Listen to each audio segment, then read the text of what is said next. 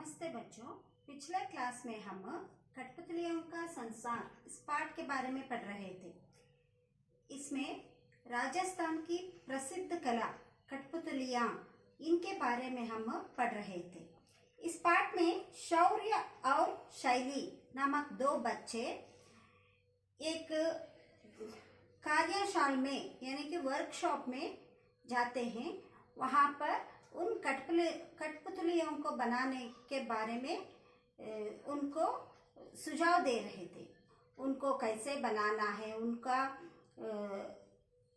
सुंदरता कैसी बढ़ाना है, उसको कैसे सजाना है, ये सब इस कार्यकाल में बता रहे थे। वैसे ही उन दोनों को एक महिला मिलती है और वो उन कठपुतलियों के बारे में बताती है। वो बताती है कि वो कठपुतलियाँ कांच से बना है यानी कि लकड़ी से बना है और उसको बहुत सुंदर से सजाते हैं। और वो ये भी कहती है कि कठपुतलियाँ बनाने वाले जो लोग हैं वो बहुत साल पुराने से यानी कि 1000 साल पुराने से ही ये कला कर रही है, यानी कि इसको बहुत पुराने साल से ही इसको बना रहे हैं। और वो ये भी कहती है आजकल कुछ लोग दिल्ली में गए हैं क्योंकि वहाँ के जनसामान्य तक इस कला के बारे में बताने के लिए, इसके बाद पहुँचाने के लिए, जनसामान्य तक पहुँचाने के लिए दिल्ली गए हैं। और जो लोग वहाँ रहते हैं उसको, उस जगह को कठपुतली कॉलोनी भी कहते हैं। यहाँ तक हमने पढ़ा था। और अब आगे क्या होता है ये पढ़ेंगे। महिला कलाकार बोली, ये लो धागे, इन बारीक धागों से इन्हें बांधते हैं, इनसे ही ये हिलती डुलती और नाचती है। ये सब बातें करते करते वो महिला क्या करती है, उन दोनों को एक एक कठपुतलियाँ देती है और उनको सजाने का जो चीज़ होते हैं वो भी देती है।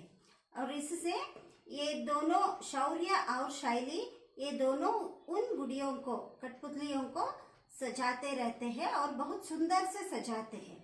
और उसके बाद ये महिला कहती है इसको धागे से बांधना होगा।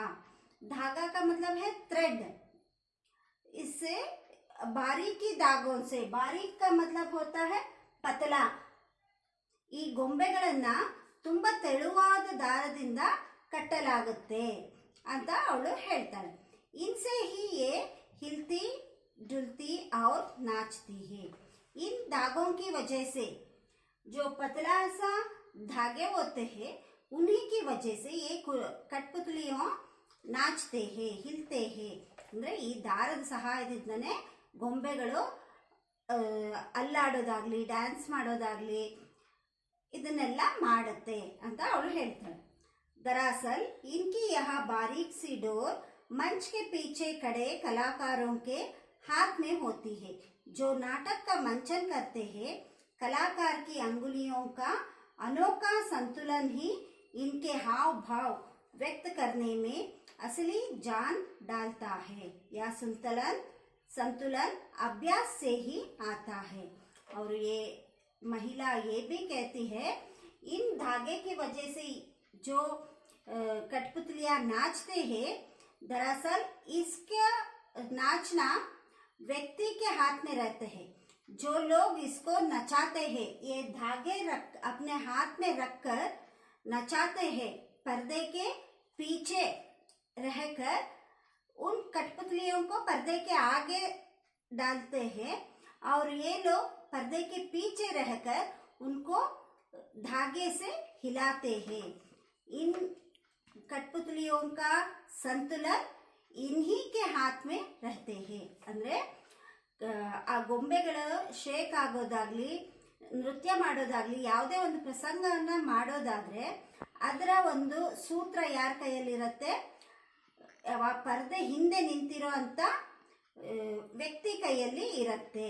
ಅವರ ಸಹಾಯದಿಂದನೇ ಆ ಗೊಂಬೆಗಳು ನೃತ್ಯ ಮಾಡೋದಾಗ್ಲಿ ಅಥವಾ ಒಂದು ಪ್ರಸಂಗವನ್ನು ಮಾಡೋದಾಗ್ಲಿ ಮಾಡ್ತವೆ ಅಂತ महिला ಹೇಳ್ತಾಳೆ. जो नाटक का मंचन करते हैं, मंचन का मतलब नाटक का प्रदर्शन, नाटक का प्रदर्शन करते हैं. कलाकार की अंगुलियों का अनोखा संतुलन ही इनके हाव भाव व्यक्त करने में असली जान डालता है. संतुलन का मतलब है बैलेंस. इन्हीं लोग इस धागे को बैलेंस करते रहते हैं. और ये सब कैसे आता है? जो अभ्यास करते करते करते ये सब उनको आता है, ऐसे कहते हैं. महिला कलाकार ने शैली और शौर्य की कठपुतलियों में धागे जोड़ने में उनकी मदद की. दोनों को अपने हाथ से सजाई गई कठपुतलियों को देखकर प्रसन्नता और गर्व महसूस हो रहा था. और ये शैली और शौर्य, ये दोनों ने जिन कठपुतलियों को सजाया था उनको ये महिला धागे बांध दिया, धागे बांधने में उनके मदद की. और दोनों को इस कठपुतलियों को देखकर बहुत खुश हो गया और वो अपने आप को बहुत प्राउड समझने लगे. तभी कार्यशाला के संचालक भी वहां पहुंच गए. वहां शैली और शौर्य की कठपुतलियों की सराहना करने लगे. और वो लोग ऐसे ही बात करते रहे. तब वहां के संचालक जो है वो वहां पर आता है. संचालक का मतलब है निर्देशक. उस कार्यशाला का निर्देशक जो है वो वहां पर आता है और वो उस कठपुतलियों का सराहना करने लगता है. सराहना का मतलब प्रशंसा करने लगता है. ये कठपुतलियां बहुत ही सुंदर है, इस तरह से प्रशंसा करने लगता है. कार्यशाला में भाग ले रहे अन्य बच्चे भी अपनी अपनी कठपुतलियां लेकर इकट्ठे हो गए. उसको देखकर जो वहाँ रहने वाले जो और लोग थे, बच्चे थे, वो भी अपनी अपनी कठपुतलियों को लेकर वहां पर आ जाते हैं. संचालक बोले, बच्चों, इस कार्यशाला में आप सबको उत्साह से भाग लेते देखकर बहुत खुशी हुई. या तो इस लोक कला को जीवित रखने की दिशा में बहुत अच्छा प्रयास है. और वो क्या कहता है? संचालक निर्देशक कहता है कि इस बच्चों, इस कार्यशाला में आप सबको देखकर मुझे बहुत प्रसन्न हुआ. और आप लोग जो काम कर रहे हैं, इन कठपुतलियों को सजाने का काम, ये कला आप इस कला को आप लोक कला को जीवित रखने के लिए आपका मदद चाहिए. इस सबको देखकर मुझे बहुत खुश हो रहा है, ऐसा कहता है. शैली ने पूछा, संचालक महोदय, कठपुतली कला क्या केवल राजस्थान तक ही सीमित है? तब शैली उनसे पूछती है कि ये कला सिर्फ राजस्थान में ही है या कहीं और भी ये कला है, सब पूछती है. तब निर्देशक कहते हैं, नहीं. संचालक ने उत्तर दिया, उड़ीसा, कर्नाटक, तमिलनाडु, केरल, आंध्र प्रदेश आदि दूसरे राज्यों में भी कठपुतली का परंपरा है. और वो कहता है, ये सिर्फ राजस्थान में ही नहीं, कहीं और राज्य में भी इसका प्रदर्शन हो रहा है. लेकिन इनमें से कुछ अंतर है. ये परंपरा दूसरे राज्यों में भी चल रहा है. हाँ, कठपुतलियां के स्वरूप में थोड़ा अंतर है. राजस्थान की धागा कठपुतलियां तो विश्वविख्यात है. और वो ये भी कहता है, राजस्थान की धागे का कठपुतलियां जो है वो विश्व विख्यात है, ये तो बहुत प्रसिद्ध है। अब और बच्चे भी बोल उठे, यह इतनी पुरानी कला है तो आज के समय से कैसे जुड़ सकती है। तब एक प्रश्न उठता है बच्चों के मन में। वो पूछते हैं, ये कला तो 1000 साल की पुरानी कला है, लेकिन आज के युग में भी ये कला इतनी प्रसिद्ध कैसे हो सकता है, ऐसे पूछता है।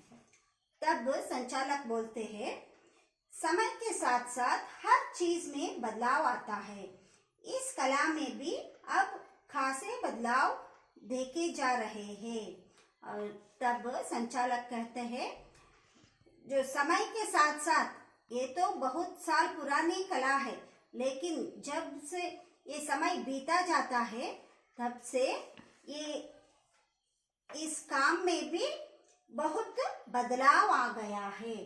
खासे का मतलब है बहुत सारे बदलाव, काफी बदलाव, बहुत सारे बदलाव आ गया है। आज इनके द्वारा महिला शिक्षा, प्रौढ़ शिक्षा जैसे विषयों पर आधारित कार्यक्रम और हास्य व्यंग्य भी दिखाए जाते हैं। पहले जो नाटक करते थे वो सिर्फ पौराणिक कथा के रूप में या कोई और भक्ति के रूप में प्रदर्शित होते थे, लेकिन आजकल क्या हो रहा है, आजकल महिला शिक्षा के द्वारा, यानी कि महिलाओं को जो भी शिक्षा चाहिए उनके बारे में, या प्रौढ़ शिक्षा के बारे में, या हास्य प्रदर्शन के बारे में भी ये कठपुतलियों का दिखावा होता है। अब कठपुतली का तमाशा केवल मनोरंजन ही न रहकर शिक्षा कार्यक्रमों, रिसर्च, विज्ञापनों आदि के क्षेत्र में प्रचार का माध्यम है। ये तो सिर्फ शिक्षा के माध्यम ही नहीं, बल्कि दूसरे तरफ से भी, यानी कि शैक्षणिक रूप में भी इनका प्रदर्शन होता है, और रिसर्च के बारे में भी इनका प्रदर्शन हो जाता है, और विज्ञापनों के आदि क्षेत्र में, विज्ञापन का मतलब है एडवर्टाइजमेंट, एडवर्टाइजमेंट के बारे इस्तेमाल भी इसका इस्तेमाल किया जाता है, यानी कि एडवर्टाइज करने के लिए भी इस कठपुतलियों का इस्तेमाल किया जाता है। यही नहीं, जिन क्षेत्रों में शिक्षा का प्रसार नहीं है वहाँ सामाजिक मुद्दों के प्रति जागरूकता कठपुतली के तमाशे द्वारा बहुत प्रभावशाली ढंग से लाई जा सकता है। यही नहीं, सिर्फ शिक्षा के बारे में ही नहीं, जिन क्षेत्र में, किस जगह में शिक्षा का प्रसार नहीं है, यानी कि शिक्षण नहीं दे सकते हैं, वहाँ के जगह पर सामाजिक मुद्दों के प्रति, मुद्दों का मतलब है विवाद, सामाजिक विवाद जो रहते हैं उनके प्रति भी जागरूकता से इस कठपुतलियों की प्रदर्शन होता है। उनकी समस्याओं को लेकर, उनकी वाद विवादों को लेकर भी उसी का अनुसार एक कहानियां बनाकर उसका नाटक प्रदर्शन किया जाता है। बच्चे संचालित जी की बातें सुनते सुनते कलाकारों के साथ धागे ऊपर नीचे करके अंगुलियां चलाने का अभ्यास भी कर रहे थे। जो बच्चे वहां रहते थे वो लोग उस निर्देशक की बात सुनते सुनते अपने हाथ में जो धागे थे उनको हिलते जुलते रहते थे, ಅವುಗಳನ್ನು ಅಲುಗಾಡಿಸೋದಕ್ಕೆ ಮೇಲೆ ಕೆಳಗೆ ಮಾಡೋದಕ್ಕೆ शुरू ಮಾಡಿದ್ರು। अब समय था कठपुतली का तमाशा दिखाने का। कुछ बच्चों ने कलाकारों की मदद से एक सफेद चादर टांगी, एक तख्त खड़ा किया। अब उस कठपुतलियों का प्रदर्शन करने का टाइम आ गया था। तब सभी बच्चे अपने अपने जगह पर गए। कुछ बच्चे कलाकारों की मदद से, उन लोगों की मदद से एक सफेद चादर को खड़ा कर दिया। एक तख्त खड़ा किया। तख्त का मतलब है बोर्ड, एक बोर्ड जैसा बना दिया, यानी कि कपड़े को, सफेद कपड़े को यहाँ से वहां तक खड़ा कर दिया। शैली और शौर्य अपनी अपनी कठपुतलियां लेकर उसके पीछे खड़े हो गए और ये दोनों बच्चे उस कपड़े के पीछे खड़े हो गए और कठपुतलियों को कपड़े के आगे रख गए। बाकी बच्चे तमाशा देखने के लिए सामने बिछाई गई दारी पर बैठ गए। वहां पर उस मंच के आगे एक दारी पहना दिया था। दारी का मतलब है कारपेट। एक कारपेट डाल दिया था उस मंच के आगे और सभी बच्चे वहां जाकर बैठ गए। तालियों की गड़गड़ाहट के बाद कलाकार ने ढोलक पर ताप दी और तमाशा शुरू हो गया और सभी लोग तालियां बजाने लगे और जो एक व्यक्ति ढोलक बजाना शुरू कर दिया। ताप का मतलब है बजाना, ढोलक का बजाना शुरू कर दिया और तमाशा शुरू हो गया। तमाशा का मतलब है नाटक का प्रदर्शन शुरू हो गया। देखा बच्चों कैसे कठपुतलियों को सजाते हैं और उनके पीछे कितना कष्ट होता है, कितना काम होता है, ये सब इस पाठ के अंतर्गत दिया गया है। ಒಂದು ಕಠಪುತಲಿಯನ್ನ ಮಾಡಬೇಕು ಅಂದ್ರೆ ಎಷ್ಟು ಜನ ಅದರಲ್ಲಿ ಕೆಲಸ ಮಾಡಬೇಕಾಗತ್ತೆ। ಆ ಗೊಂಬೆಗಳನ್ನ ಆಡಿಸೋದಕ್ಕೆ ದಾರವನ್ನ ಉಪಯೋಗಿಸಬೇಕಾಗತ್ತೆ। ಆ ದಾರದ ತುದಿ ಆ ಮಂಚ ಅಂದ್ರೆ ಸ್ಟೇಜಿನ ಹಿಂದೆ ಇರುವಂತವರ ಕೈಯಲ್ಲಿ ಇರುತ್ತೆ ಆ ಗೊಂಬೆಗಳನ್ನ ಬ್ಯಾಲೆನ್ಸ್ ಮಾಡುವಂಥದ್ದು। ಅದರಿಂದ ಆ ಗೊಂಬೆಗಳನ್ನ ಬ್ಯಾಲೆನ್ಸ್ ಮಾಡೋದಕ್ಕೆ ತುಂಬಾ ಅಭ್ಯಾಸ ಬೇಕಾಗತ್ತೆ। ಅದು ಅಭ್ಯಾಸ ಮಾಡಿನೇ ಅವರು ಅದನ್ನ ಕಲ್ತ್ಕೋತಾರೆ। ಈ ಒಂದು ಕಲಾ ರಾಜಸ್ಥಾನದಲ್ಲಿ ತುಂಬಾ ಪ್ರಸಿದ್ಧಿಯಾಗಿದೆ ಅನ್ನೋದನ್ನ ಈ ಪಾಠದಲ್ಲಿ ಹೇಳಲಾಗಿದೆ।